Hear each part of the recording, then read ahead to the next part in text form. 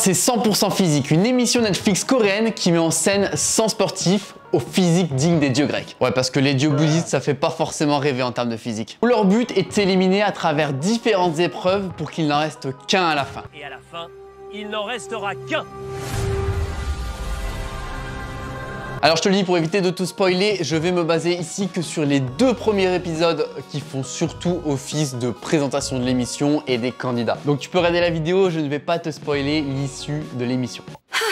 Bon, tu l'auras compris, le principe est fortement inspiré de Squid Game. Bon ok, c'est totalement un plagiat, il faut dire ce qui est. Ils ont essayé de reproduire une mise en scène similaire avec un personnage principal qui représente le boss de l'organisation, représenté par un œil. Et on a évidemment ces sbires qui sont bien présents également, tout comme dans Squid Game. Et idem, il y a un joli petit paquet de thunes à récupérer à la clé. 3억 원이 주어집니다. Pas moins de 300 millions de won. T'as aucune idée de ce que ça représente? C'est normal, moi non plus. Attends, je vais regarder ça tout de suite avec un convertisseur. Ça fait what? 221 250 euros.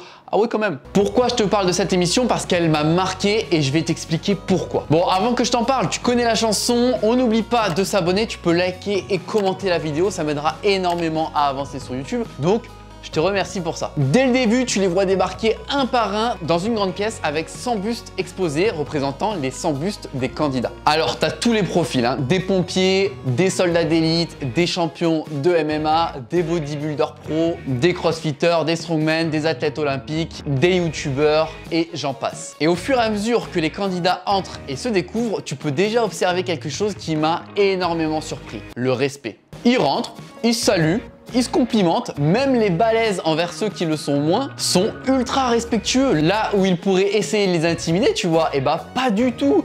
Même limite, les plus gros sont intimidés par les petits, c'est ouf. Et d'ailleurs, laisse-moi te dire qu'il y a des sacrés physiques. Peut-être un peu pour ça que ça s'appelle 100% physique en même temps. Normal. Bah oui, c'est évident. La première épreuve commence. C'est une sorte d'épreuve de qualification qui va permettre de déterminer l'ordre pour la première vraie épreuve qui va suivre. En gros, c'est simple. Ils doivent se suspendre à une grille. Les 50 derniers qui restent auront le privilège de pouvoir choisir qui ils vont défier sur l'épreuve d'après, puisque ça sera des duels. Bon, c'est clairement un jeu d'endurance à la Koh-Lanta où les plus légers et ceux qui ont le plus gros mental sont avantagés. Mais déjà, c'est intéressant parce que ça te permet d'analyser un petit peu chaque candidat. Bon, je vais pas trop m'attarder sur cette épreuve, mais franchement, c'est stylé, ça te met dans l'ambiance. En plus, tu vois qu'il y a toujours cette atmosphère bienveillante malgré la compétition. Ils s'encouragent, ça gueule dans tous les sens. Non, franchement, c'est stylé.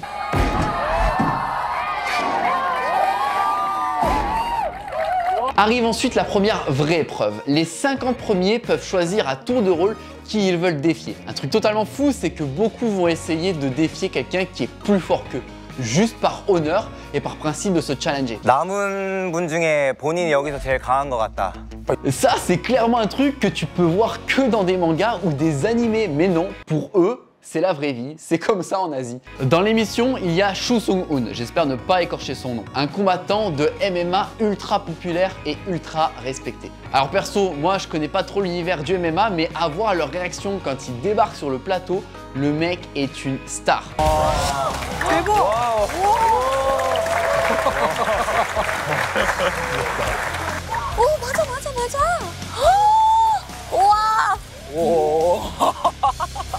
C'est limite si c'est le Conor McGregor coréen qui se présente. Le mec a la classe, costard, lunettes, non franchement il a un charisme de ouf. Et malgré ça, il se fait défier à un moment par un candidat qui est un autre combattant de MMA, tout en sachant que celui qui l'a défié a de grandes chances de perdre son duel. 저랑 대결을 해주겠습니다. 네, 너무 존경하는 선배님들이라서. Mais pourquoi il l'a défié? Parce qu'il considère que pour lui, c'est une chance incroyable de pouvoir l'affronter en duel. 이럴 때 하면 진짜 제가 운동하는 선배님이거든요. 네. Je sais pas si tu te rends compte, il y a 220 000 € en jeu et le mec il porte ses coups. Alors que techniquement tu la joues safe, voire tu défies une fille parce que les duels peuvent être mixtes. Alors attention, ne fais pas dire ce que j'ai pas dit, je suis pas en train d'avoir un discours de gros misogyne de b. Je suis pas du tout misogyne. Garde bien en tête que ce sont des épreuves physiques et que statistiquement, si t'es un gaillard de plus de 100 kg, t'as des grandes chances de gagner face à une nana qui en fait 50 ou 60. Bref, en tout cas, ce comportement m'impressionne et je dois dire que ça change beaucoup des téléréalités françaises, européennes ou tout simplement du reste du monde en fait. Parce que leur but, c'est de faire un maximum de drama pour faire un maximum d'audience. Parce qu'aujourd'hui, c'est ce que les gens veulent, du moins la plupart. Je te prends un exemple, il y a qu'à voir l'émission française qui s'appelle Les 50, où c'est exactement le même principe, encore une fois bien pompé sur Squid Game, mais avec toutes les stars de télé-réalité française, les Anges, les Marseillais, les Ch'tis et compagnie. Oui, je sais, je te laisse imaginer le bordel que c'est, le truc c'est un zoo, tu sais.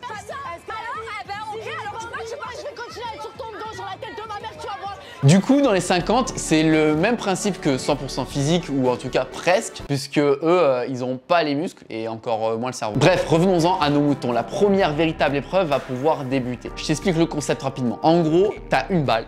Il y a un chrono de 3 minutes et à la fin de ce timer, c'est celui qui a la possession de la balle qui remporte le duel. Et l'autre est éliminé définitivement. Petite particularité, c'est qu'il y a deux arènes différentes. Une où ce sont tes capacités d'agilité qui vont être mises à l'honneur et tu vas essayer de garder la balle en courant un peu partout. Et une autre où c'est la guerre. T'as pas d'autre choix que d'affronter ton adversaire à main nue. T'es obligé de lui mettre une raclée et récupérer la balle à la fin du temps imparti. Et je dois dire qu'il y a un truc qui m'a véritablement marqué sur cette épreuve. C'est la violence du truc.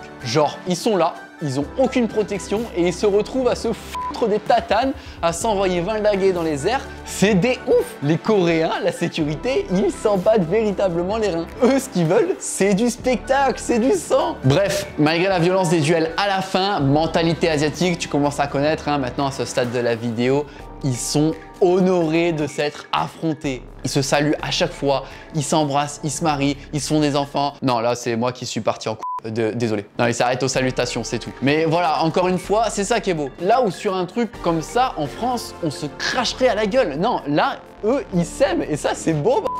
C'est bien beau.